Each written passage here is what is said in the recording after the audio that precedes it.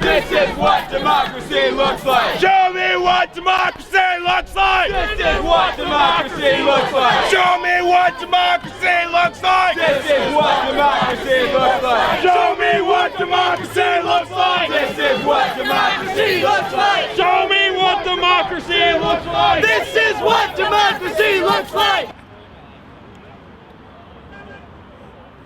My name is Katie Baranowski. I'm a sophomore at Western and I'm also 19. And I'm here today because, like my sign says, I see a class war ahead. We have the 99% that, for the majority, is struggling to make it day by day. And we pay our honest taxes and we pay everything that we're supposed to. And then there's the other 1% that is living comfortably and they're getting the tax cuts and they're getting the bailouts. And it's not fair. My dad is a state employee and has gotten countless pay cuts. And he's constantly being threatened to get laid off. And he's one of the most honest, hardworking people I know. And I don't see how it's fair that he's threatened to be losing his job when the 1% is sitting comfortably and they have nothing to fear. Well, my dad works for the auto industry, and then my mom is a lunch lady at a high school. And like my dad, I can't tell you how many times he's been laid off in the past 5 years. Like, he's been laid off, he's been unemployed, and it's just always been a struggle, but yeah, he's always done what he can to help us, and then my mom's always threatened to be privatized, so, I mean, we're always struggling, so.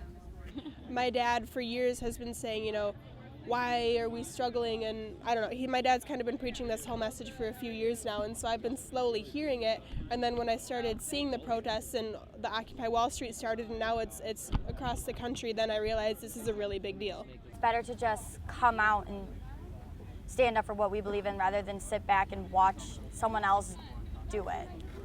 And if anything, we can just put thoughts in people's heads and hopefully change something. I mean, I know me coming out today isn't going to change the whole government or change the whole world, but at least I'm doing something.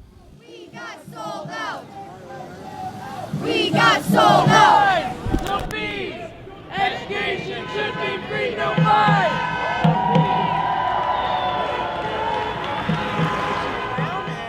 What's going on today is we're down here to hopefully raise awareness that there's some big things going on in this country, and it's about time we all started paying attention and to show our solidarity with the folks who are down occupying Wall Street in New York City right now. And from the Occupy Michigan group, I think people started feeding into, oh, hey, you know what? There is something going on locally. We don't need to travel to Lansing, to Grand Rapids, to Detroit, to Ann Arbor. Benton Harbor's got an Occupy group going on now too. And so I think what's been happening is there are these centralized groups that are then spawning these smaller groups. You know, things are a huge concern for people. Travel, people don't have money to travel, people can't take time off of work. And so it's really, really important that we start getting involved in the local community. And so I think what happened is that Occupy Michigan group got started, and then boom, everything fed off of that as people start realizing that it starts here. It starts where you are. You don't need to travel for it. You need to make it happen where you are. And so I think that that's a big piece of what happened here. And why you're seeing so many people out here today is people start realizing right here, right now. I think it's tapping into a lot of anger at the current situation that we're in this country.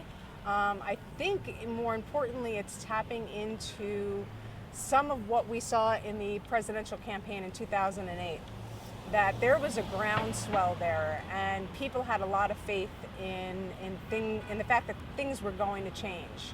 And I think there was a period of, I don't necessarily want to call it despair, but for lack of a better term, disempowerment and a lot of expectation put into one person. Even though at the time President Obama was saying this is all about you and you taking action. And I think a lot of this is tapping into the things that were laying dormant since 2008. There was a huge movement when he was elected, and then I think people faded back to see what he was going to do. And when we didn't see the changes we expected to see, I think people needed somewhere else to go, and I think this gave them the perfect outlet for it.